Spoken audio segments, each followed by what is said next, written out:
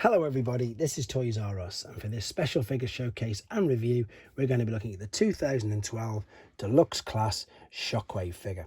So what we're going to do with this video, we're going to have a detailed look at him in both of his modes to help you decide how you want to display him. We're going to have a look at the accessories that come with him to help you know if yours is complete. We'll do some comparisons with him, and this may shock a few people, with his original Generation 1 self. And of course we'll see some other figures that have shared the same mould that he has as well. And of course we can also have a look at some other shockwave figures that have been released down the Generations toy line as well. So as you can see, quite a bit to get through with this video, and hopefully I'm going to make it as informative as possible. So this particular figure was originally released in 2012.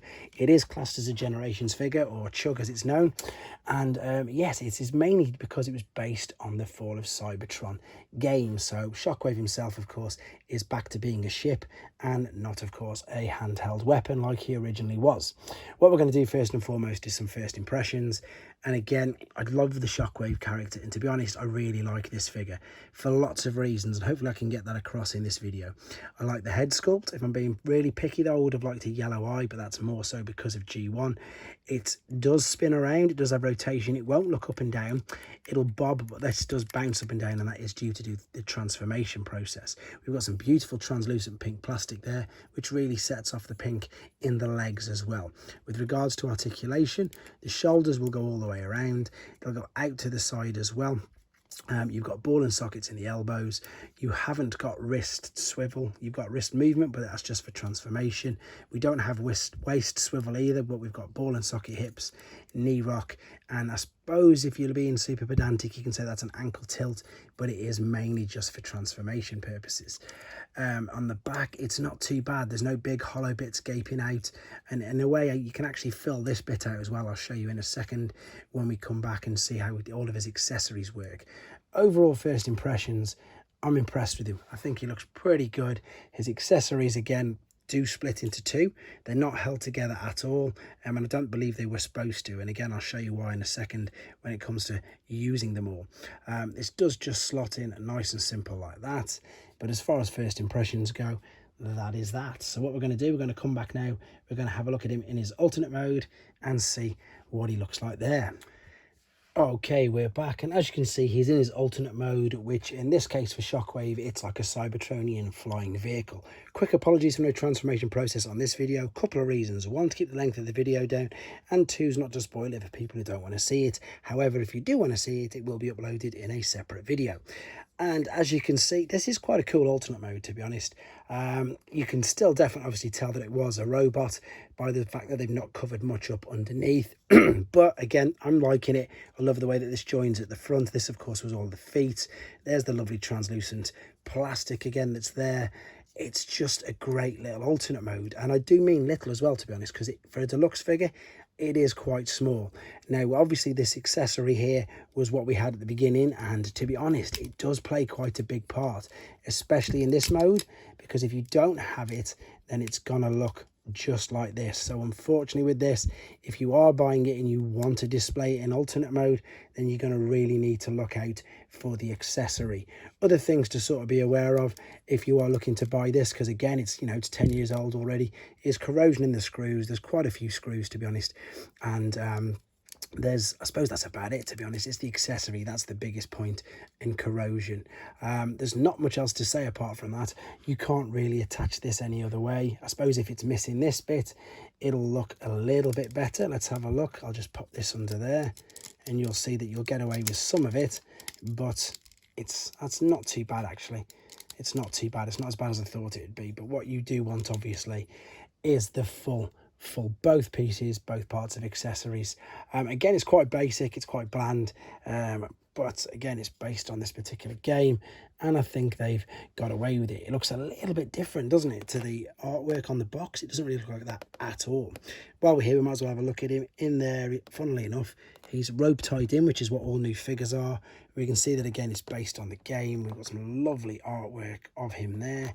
If we spin this around on the back, we've got his tech spec, which is brilliant, and then we've got both images there. They actually look like drawings rather than actual digital images.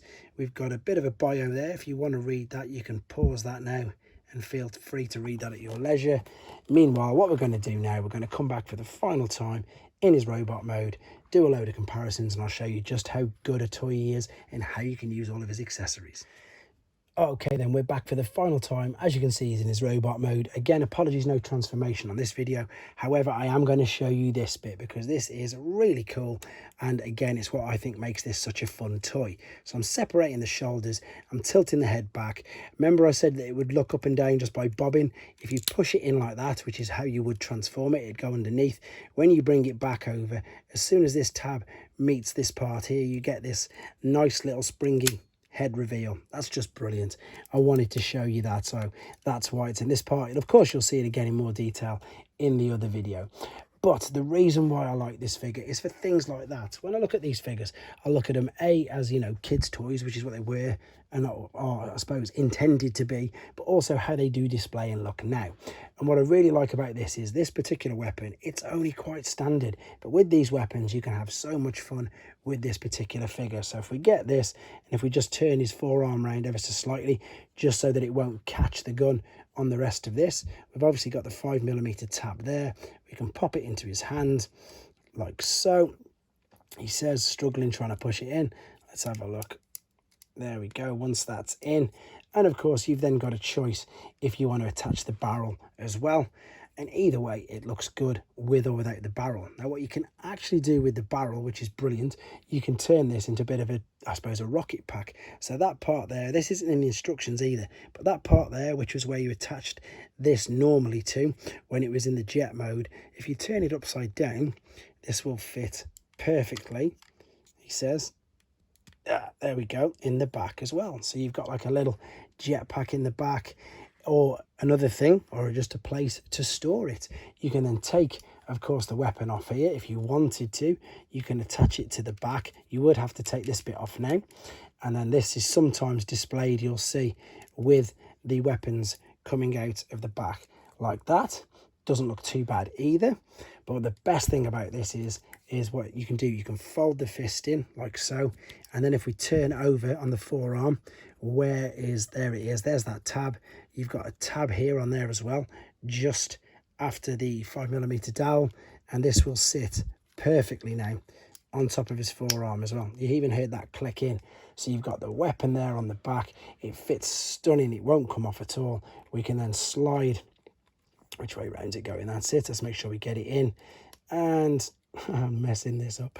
We can slot, there's the one I'm after.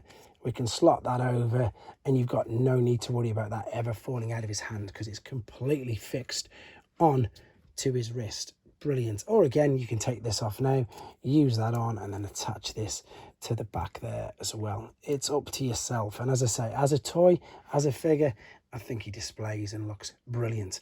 Right, let's do a comparison then with his original G1 self. Now this always shocks loads of people, no pun intended with the shock there. That's the original G1 toy. It is huge, and to give you an idea of how big that is, this is to date at the moment, no it's not actually, the core class is out around the world, but we haven't got one here in the UK yet. So this is the leader class Siege version of him, and this is with the add-on bits on the feet as well. So if I was to take the leader class feet extra bits off, you can see pretty much how tall the G1 figure is. It's huge. But again, this version is a much, well, they're totally different, aren't they? So you can't really compare them. I like this one because it's nice and fun and basic. I like this one because it's a little bit more, I suppose, yeah, just a bit more difficult, a little bit more to play around with.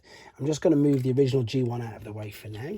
And what I've got again is just one more little shockwave to show you. And funnily enough, the reason for this is because a lot of the figures of him for some reason are released in this particular size, in this core class size. So this was the Legends version of him that came with Combiner Wars. There was another one as well which came with the G2, I think it was Bruticus or Menasor. So he gets quite a lot of core class releases, which again is his latest one to date. This is the latest one I've got to date, unfortunately.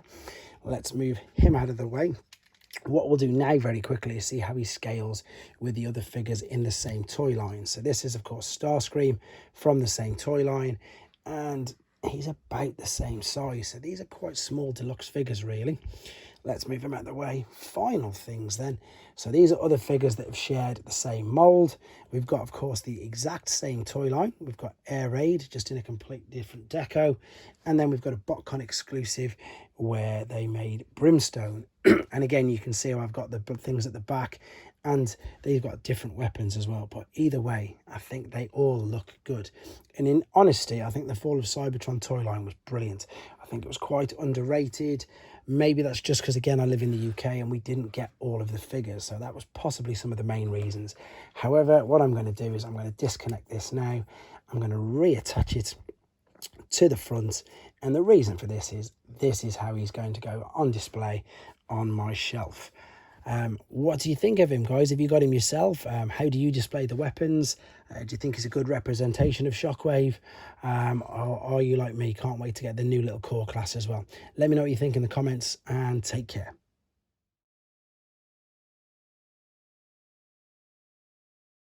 Thanks for watching.